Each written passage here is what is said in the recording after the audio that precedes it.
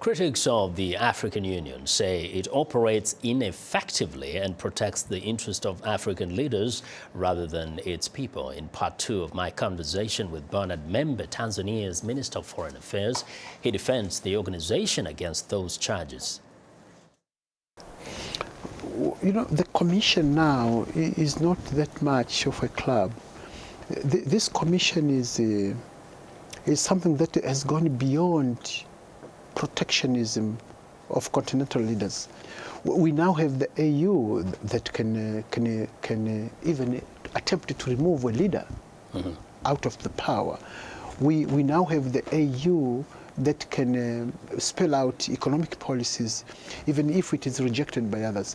What fails the AU is this idea of thinking that there are powers outside the AU that can still dictate terms on how Africa can run, how Africa can organize itself.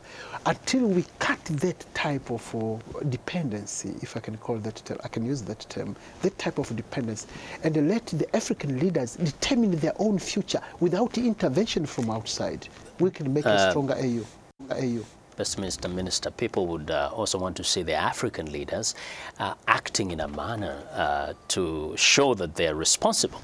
They're responsible in the preservation of the lives of their people, and they're responsible enough and patriotic enough to really promote development aggressively in their countries and, of course, collectively on the continent. For example, you talk about leadership being left to kind of chart their own course.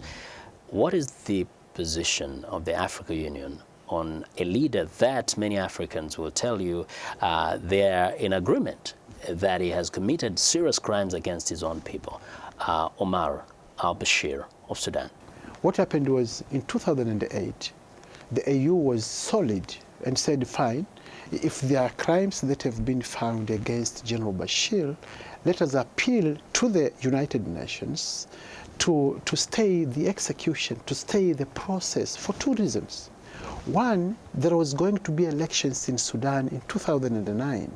Now, taking General Bashir at that point in time would not solve any equation, because you would just create a gap and another general or a militant person would come in and create confusion, and elections would not have taken place in the Sudan. Two, the process of dividing Sudan into two, that is Southern Sudan and the other Sudan, was in the process of making it. So taking one of the actors or taking one of the players in that secession program that was blessed by the AU would completely bring to a standstill that process of making Southern Sudan a fully fledged independent country. And so the AU wrote to the United Nations saying, postpone this process for the next 2 years. It never answered that letter. Then the heads of state met in July of 2009 in Sirte, Libya. Then out of anger, the African Union said, okay, if the United Nations is quiet, we will make a decision. And the decision was to prevent Bashir from being taken to the court in The Hague and proceed with business as usual.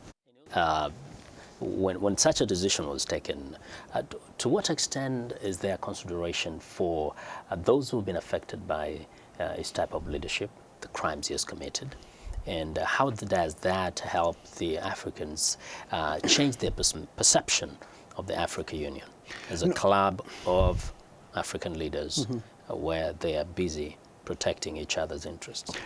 To answer your question, we have two positives and probably one negative. The two positives are, one, we now have a fully fledged independent 54th country in the continent called the Republic of South Sudan. It would never been there had Bashir been taken. Fast forward a little bit, and Bashir ever since is still enjoying a good time with the rest of the African leaders. He was supposed to be attending the African Union in Malawi, the African Union Summit. The president of Malawi, Joyce Banda, said, if Bashir is coming here, we're not going to hold that summit here. What action did the African Union take, and what message was that for the rest of the African people? The donors, including the United States, threatened to pull out the $360 million grant to Malawi.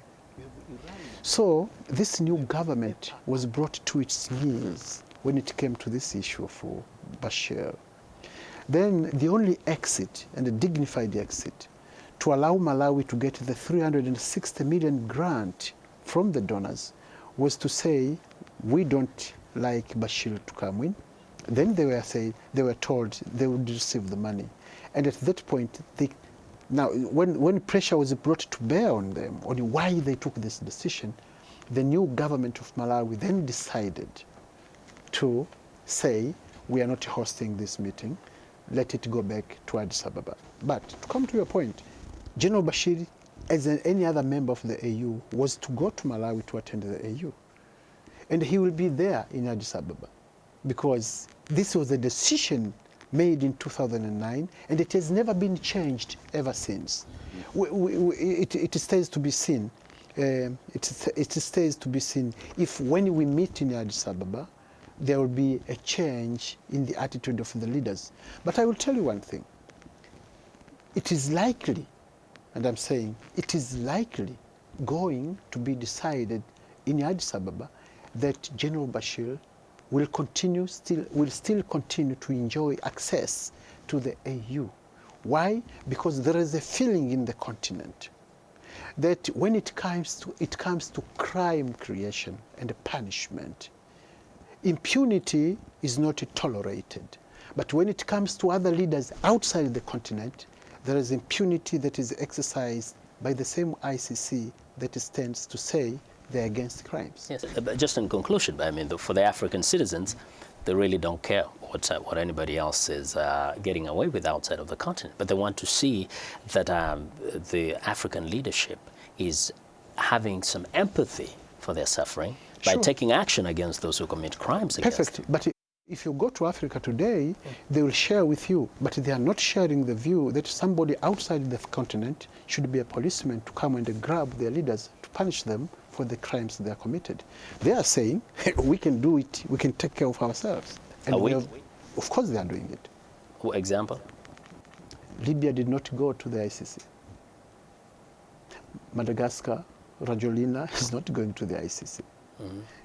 You have ample of leaders who are evicted through the ballot box and others through palace coups without necessarily being taken to the AU. You know, you don't have many cases. Until now, I think it is only 2 or 3 cases with the Kenyans, and I'm sure the Kenyans will solve their cases inside the continent. Well, that was Bernard Membe, Tanzania's Minister of Foreign Affairs.